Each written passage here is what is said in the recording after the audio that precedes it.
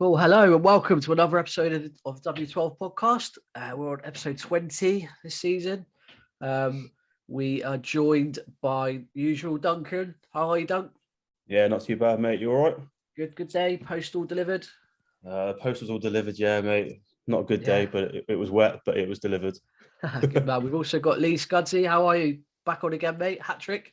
Yeah, I know. It's just amazing. Am I getting a ball for this? So, we'll send it in the post, mate. Yeah. But I'm pleased to be back on, though. Cheers for having me back, lads. No worries. We've also got a special guest. We've got ours number 19 and top scorer, league scorer, Andre Gray. How are you? Yeah, good. Thanks, guys. All good. Good. How's your day been? What you been doing? Do you have a day off or you're training? Nah, we was in today. So yeah, just training and just been chilling since. What you been doing? What were you doing when you were there? Is it just a bit? Is it tactics? Warm like you just warm down? Yeah, bit of everything really. Yeah, it's obviously 3 days before a game, so we're obviously working on a lot of stuff this week. So it started today. Yeah. Look, I mean, I can't not start with the obvious, which is obviously the drop in form. I mean, from your perspective, I mean, what's gone wrong, or what's seen this sudden dip in form that we've seen? It's hard to put your finger on it exactly what it is. There's nothing majorly wrong within the dressing room or anything like that. I don't know. I think obviously we've lost some games where we believe we should be winning. Obviously, you look at games like Cardiff at home, where we're completely in control. Then obviously Peterborough as well. We're just not seeming to be able to put forms together for 90 minutes. A lot of the games we've dominated in the first half, even like Nottingham Forest away and so on, and we're just not being able to see these games out.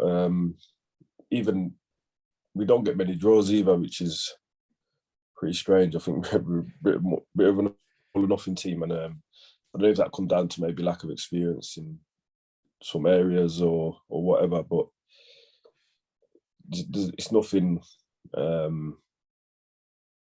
It's nothing major that's like happened that's just made us have a dip of form. I think it's just like I said, a consistent theme of losing games we should be winning, and obviously then the confidence has been knocked quite a bit. So. I mean, obviously, when we were watching the games, there does seem a little bit of a lack of confidence, which obviously comes with you know the losing run we're on. But is that the same in the dressing room or in training? No, because I think I know the manager says it, but we actually do. We really do go into games feeling confident. We don't feel like we're going into games thinking that we're possibly going to lose this game. And I think you can see that from the way we start a lot of games now. I think at the start, earlier on in the season, we struggled to start well. We seem to concede a lot of chances in the first 5 minutes where teams probably should have scored and whatever. But I think we've turned that around. I think it's started happening the second half of games now. So I think that shows that it's not a lack of confidence in the dressing room within our abilities. I think a lot of things, maybe a lack of concentration, a lack of being a bit streetwise in certain parts of the game. Well, yeah, it's a difficult situation. We've been hit by injuries pretty bad. I mean, the goalkeeper situation is absolutely crazy, and obviously, Chrissy Willock and Rob Dickey and a few other key players missing during the season. How much has that impacted us, would you say? It's obviously hit us hard. We obviously had Senny injured, and then Jordan got injured straight away. Yeah. So obviously they were two big blows. But then obviously we got Marshy, and I think he came in and was unbelievable. I think he filled the spot really well. And then obviously Marshall goes and gets injured as well, and puts him out for the season or whatever. So obviously injuries haven't helped. I think injury to Chrissy was a massive blow to us. You know, that injury was that bad when the game was going on, or was it a case of, oh, it's not that bad? Like on the way home, was there a sense that this was a bad injury and he could be out? No. I think it was obviously he was struggling with fitness before that injury anyway. Obviously, just general football stuff, people having knocks and whatsoever, and just playing through it. So when it happened, it was just a case of, oh, maybe it's just a reoccurrence of something and he'd be all right, you know what I mean? We didn't think he'd be that bad at all. Obviously, the scan results said different. So that was it was a big blow, especially in that game as well, because I think he was hurting Forest so much. They didn't know how to live with him. And obviously, I think obviously his stats speak for themselves this season as well, with his goal contributions and his assists and just his overall creativity. So that's been a massive blow for us, because I think the team was built around him and Illy. So losing him was difficult. Lee Wallace going goal. I was interested to know, is he just a cat in training, or was it just he's the eldest goes in? I actually don't know. I think he put himself up for it. I'm not actually sure. Oh, you've never seen him in goal in training, or? Nah. I don't want to see him in there again either. Just one thing I quickly wanted to pick up on. I know Warburton said a few times that there's been, in the breaks, you've had a lot of words and you've got things off your chest. A lot of things. He said it quite a lot in his press conferences. I mean, what did that look like? What was that? Was it just calling out what was going wrong, or individuals? I think. Look, we had to start getting brutally honest. I missed the obviously last international break, the meetings that happened then, because I was away on national duty. But I think it was more about us being men, you know what I mean? Like I said, we have a very young team. Obviously, there is experience within the team. Obviously, me, Chaz, Steffi, that have been here in this league for a long time. But a lot of the boys have never been in this position in the league. You know what I mean? Probably fighting for something and being in and around it the whole season. So it was about just boys being able to speak openly. You know what I mean? Football's changed now. It's not like 5-6 years ago when I was playing at Burnley in the Championship. But we had to, like I said, be brutally honest with each other and try and get the best out of each other, but at the same time not trying to speak that harshly to put people's confidence down more than it probably was. So led by the players, was it more than the manager? Yeah. Look, we've obviously had meetings as just players where there's no staff in there, and obviously meetings with the staff as well, because it's a collective thing, and it's not obviously the manager would take the main brunt of things when things are not going well, you know what I mean? But us as players have got responsibility within ourselves as well. Obviously, just jumping in there, with regards to the younger players, do you feel like there's a big cultural difference now with, obviously, like you said, 5-6 years ago, with the criticism?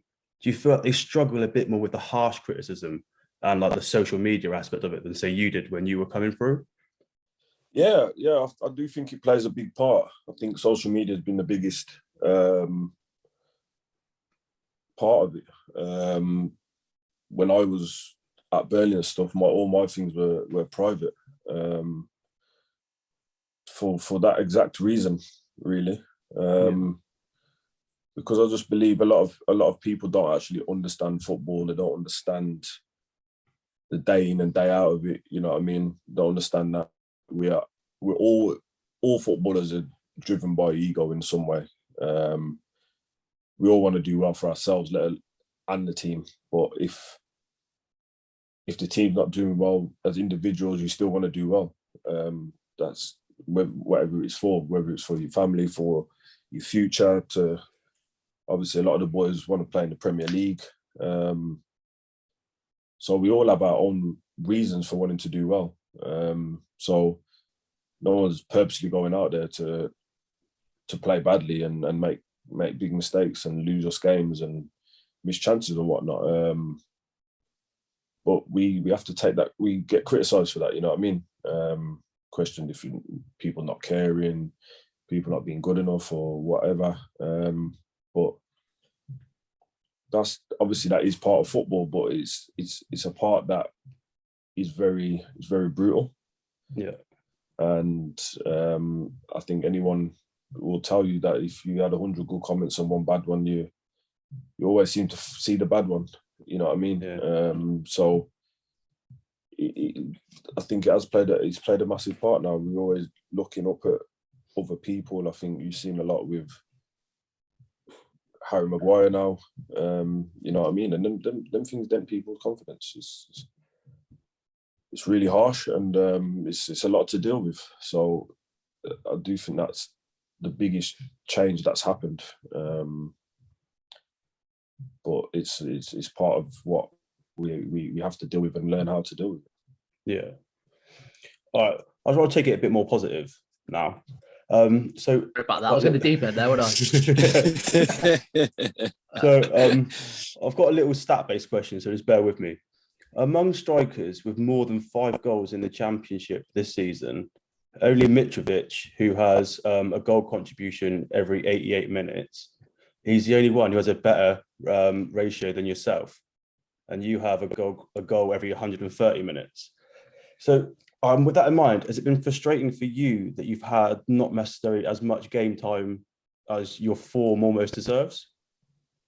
Yeah, obviously it's been frustrating. I came here to do well. I know I can score goals in this league. I've done it before. I feel like I have this season, considering the amount of starts I've had. So yeah, it has been frustrating. Obviously, coming in late in the window was I knew I had to bide my time a bit, and then obviously injury as well. But I worked hard throughout that injury, that time of rehab, and come back in the best shape I needed to be. Obviously, I didn't have a pre-season, so obviously it was difficult to try and get that fitness back in the middle of a hectic season. You know what I mean? Yeah. But I worked hard and got back, and yeah, it was frustrating to be in and out. You know what I mean? Rotation or whatever. But again, it's obviously it's football. I just had to try and get on with it, and keep trying to work hard and stay in the team. Yeah. Obviously, Warbs quite likes to play with one up top. Do you prefer playing that lone striker role, or would you prefer playing alongside Lyndon or Charlie? I don't mind, honestly. Might sound a bit cliche, but I generally don't mind. We're playing a way where it is quite free flowing, and you know what I mean. Obviously, I think the last 6 games or so, I've obviously probably performed better on my own. In terms of my goal return. But look, I've scored goals playing with Lyndon and as well, so it's either or really. Yeah. Obviously, Warburton signed you for Brentford back in the day. Was he a key reason for you joining us on loan this season, like your relationship with him? Yeah, that was the main reason. Always had a good relationship with him, so and obviously sorry, I'm gonna sneeze. That's all right. He was a big catalyst in propelling my career, so yeah, he was always something that I wanted to do, and when I spoke to him. Yeah. So do you feel like, see, from playing under him before, that his kind of style of play suited your style of play? Yeah, and I think it was again, like I said, I think the last few games you've seen probably the better side of me in terms of what my strengths are. Obviously, Lyndon was injured, and so I was obviously playing more. So the way we played was more built on trying to get me in behind and playing more to my strengths, which obviously I felt you see the better side of me in that sense. Obviously, especially with Ilias or Chris behind me, that's where I flourished at Brentford, was with someone creative behind me. Yeah. Do you feel, obviously, like you're saying, that obviously when you're getting a space behind, that's when you're finding you're getting into like your groove? Is that why you feel you've scored most of your goals away from home? Because generally teams at home kind of have to attack more, so you're being given that bit more space. Whereas obviously when we're playing at home, again, there might not be as much space. Teams are sitting deep against us. Yeah, I never really thought about it like that. It was strange that it took me so long to score at home, but yeah, I think that is a possibility. Obviously, we're a ball keeping team, so at home teams tend to drop off. I think a lot of our goals we've conceded have been on the counter attack at home. Yeah. So I think you can see the pattern of how teams come to us and sort of sit back and take up the space and try and hit us on a counter attack. So a lot of the plays is more in front of me. So obviously at home, it's away. It's obviously the roles sort of reverse, where teams can't really sit back against us because obviously their fans will start getting on their backs and whatnot. So they tend to play a bit higher. Pitches are a bit bigger. So it probably does play a role in some sense. Yeah. Just last one from me. I just wanted to say congratulations firstly on becoming a dad to twins this season. How's that affected you as a footballer? Obviously, because I had my two, literally no sleep, and I was at work like a zombie. So I imagine like going to training, you must be knackered some days just from having a rubbish night's sleep. You know what? To be fair, it's been all right. We had a lot of help, and obviously now they're in a good routine where they're in bed at 7, so I get my sleep. I'm still up early, but to be fair, we're in early, so it doesn't make much of a difference in that sense. And it's all right. It's all right getting through training when you're tired. It's more the games. So obviously, days before games, if we're not in a hotel, away games, I'd always end up sleeping in the spare room or whatnot to get a good night's sleep. Andre, just coming off of one of Dunk's last questions there about the difference between you scoring home and away. It was nice to finally see you score at home. How did that feel for you? No, it was good. It was a long time coming. Obviously, I had one disallowed against West Brom, which was frustrating. But yeah, I didn't know how it was going to come. But luckily, the ball that game, it just dropped to me in a good position. And hopefully now, between now and the end of the season, I can get some more at home. Hopefully, yeah, because I mean, otherwise it's going to be that we'd be betting on you every week to score away from home rather than yeah, exactly. So, I probably won't play the home games anymore. I'll just be playing away games. So yeah, if it gets us points, then that's all that matters. But I mean, as we are coming up to the end of the season now, and obviously with everything going on, what's the future hold? If there's a chance for you to sign for us permanently, would you take it up, or do you still believe that you've got? I would consider. Obviously, we've not spoken about that yet. I think obviously we have to see how the season pans out now, and just see what happens. Really, I've not really paid my before. I'm just been focused on trying to get us into the playoffs, and doing the best that we can. I don't think it's time to be thinking about those things yet. We've so much to play for. So yeah, we just have to see what happens.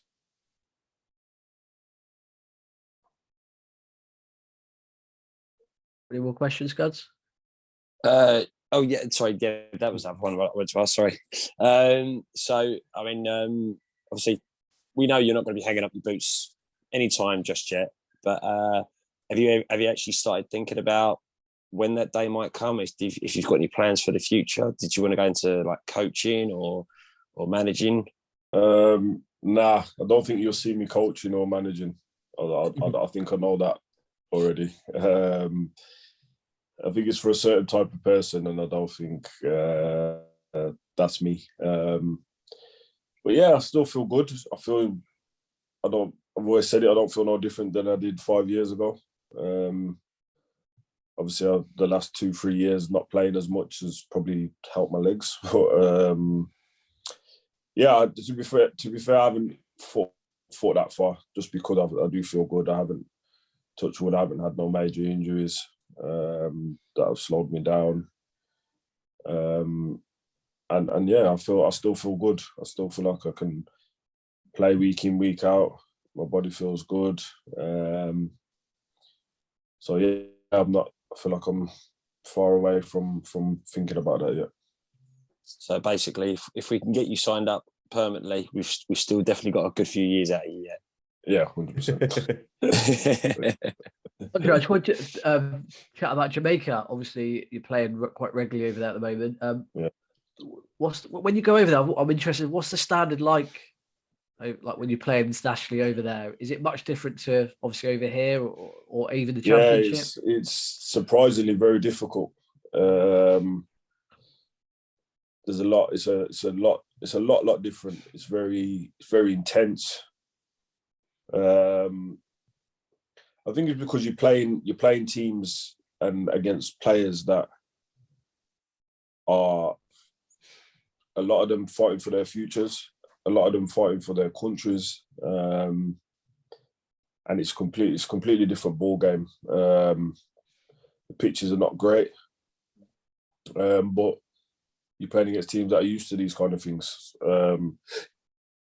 I've not been used to that for a few years now, on big bubbly pitches, but it was very eye opening, especially when you're playing teams like El Salvador, Honduras, and the way how passionate they are. And I mean, like, we played Honduras the other day, and you had the players crying after the game, which like proper shocked me. Considering they only had 4 points in the whole group, like they're not doing very well, are they? Yeah, they were bottom of the group, so they couldn't qualify or anything. So them losing to us didn't actually, to me, I thought it didn't mean nothing. You know what I mean? But it just showed the passion that they have and how much they fight for their country. You know what I mean? And it's surprisingly, the quality is surprisingly very high. So if you ever watch the game, I think you'd be quite surprised that you probably don't know any of the players, but that the talent that they've got and how well they could probably come and do over here in England.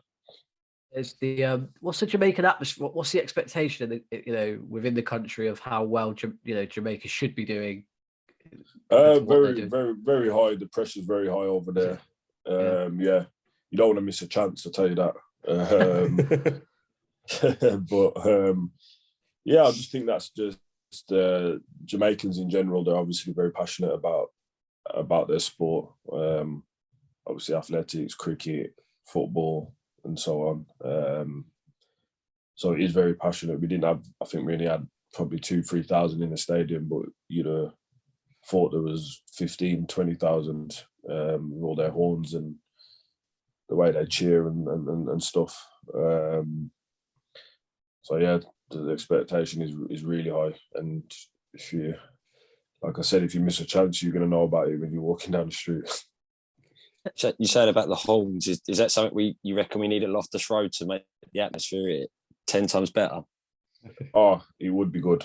It's like a carnival vibe. I don't know if you remember the World Cup in South Africa. Yeah. Oh, it's crazy. Zulu? Was it the Zulus or something, wasn't it? Yeah. Yeah, it is a proper carnival atmosphere. It's so good. Okay, when you go there, obviously it's quite far. I don't know how far it is. I'd imagine is it 8? How long does it take to get there? It's 8. about 9-10 hours. Yeah, 9 or 10 hours.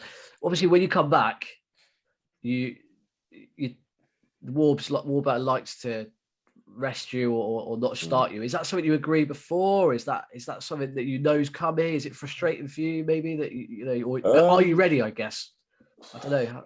I think me being me, I'd say I'm ready. But really and truly, I think speaking to the other boys and that as well, it would be difficult to perform at your best capabilities the next day after landing. They always change that Wednesday because you play on a Thursday morning. Is that right? So we play Wednesday there, which is. But it's a Thursday here, isn't it? Hours behind, yeah. So that's like Thursday morning. Has that always been the case? Yeah. Yeah. I didn't know if that changed. But obviously we can't, because we play at the night, we can't leave till Thursday, which then puts us landing on the Friday morning. So yeah, it's a strange one because you feel like you could, but then I don't know, it's weird. The jet lag gets you, and then you're quite leggy and just from flying and stuff. So you don't feel great. If I'm totally honest, you don't feel 100%. But saying that, players do play. Yeah. But obviously, completely understand why the manager wouldn't want to take that risk. Obviously, a high risk of injury as well. But just because of the flying, the altitude and everything just takes it out of your legs. So fair enough. Brad, we're missing someone. Brad, he's a big Little Mix fan, by the way. He told me to tell you. He's not here today. He normally does these quick fire questions. So he's done them for me. So I'll do them for him. Okay. I had to get rid of a few of the Little Mix questions he put in there. But the first one is best away ground. Sorry. What's the best away ground you enjoy Championship? playing? Wherever. Oh, Man United. Yeah. To look at. Yeah. What's the best atmosphere you've played in? Liverpool. Yeah. Yeah, I think so. Who's the best player you've played with? Ooh.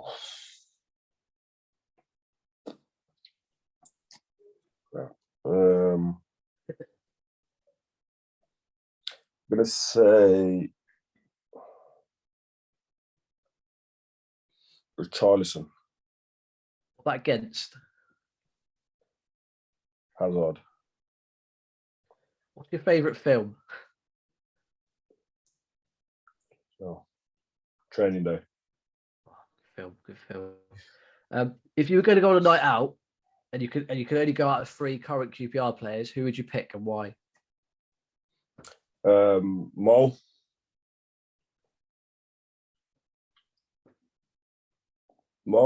Jimmy, and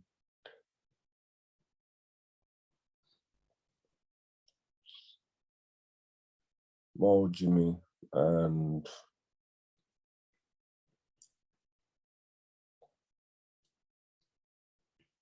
oh God, I'm gonna say Senny. Nice, mate. Who's the best manager you played for? Oh, that is a tough one. You've had a few at Watford, haven't you? So yeah, I know that's what I mean. That's about 9 of them.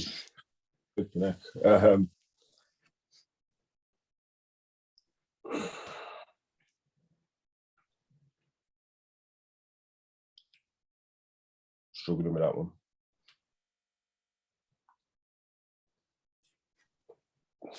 Struggling just because there's been about 3 or 4 that have helped me so much with my career at different stages.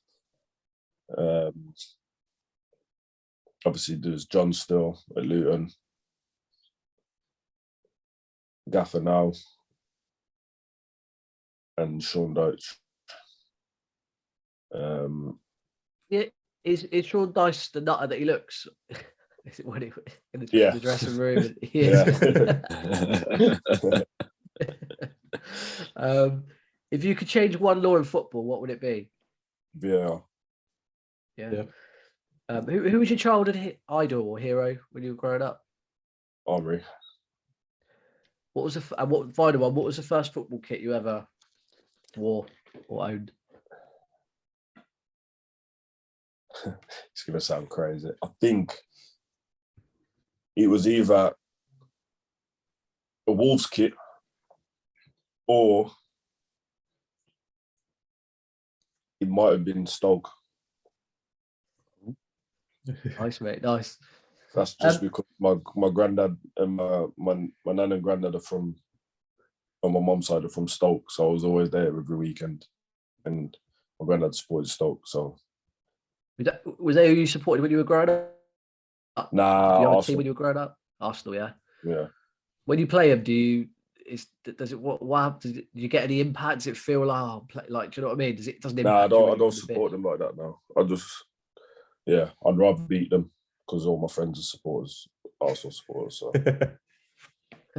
Nice one, mate. Well, I mean, look, we'll let you go, but before you go, I mean, just want to, is the playoff still on? Is it something that your players are still fighting for? Conversations? Yeah, look, It's tough. There's no point in bullshitting. It's going to be really difficult now. Yeah. I think I don't know what it is, but I think even if we win the last 5 games, we're still going to need teams to maybe slip up, which obviously they will. But look, we just need to go for it now. We've got nothing to lose. We've fell off a cliff like the recent weeks. So I think we need to, you know what, just go and enjoy playing football. Just play with freedom and just go. I think we just need to go for it. If that means we have to win 4-3, we win 4-3. Let's at least make it stick you Austin and Dykes up front. Stick all 3 of you up front. Yeah, why not? Not bad, mate. Look, mate. Good luck for the rest of the season. You know, speaking as fans, we think you've done really, really good. So we hope to see you around again next season. Definitely. Grab as many goals as you can. Yeah. Thank Andre. Thank you for the goal. Thanks. The goal against Cardiff away, because that was on my actual birthday. So you made my birthday even better. You're welcome. Not bad, mate. All right, guys, cheers, mate. Thank you very much. See you later. See you later. Cheers, mate. Thank you.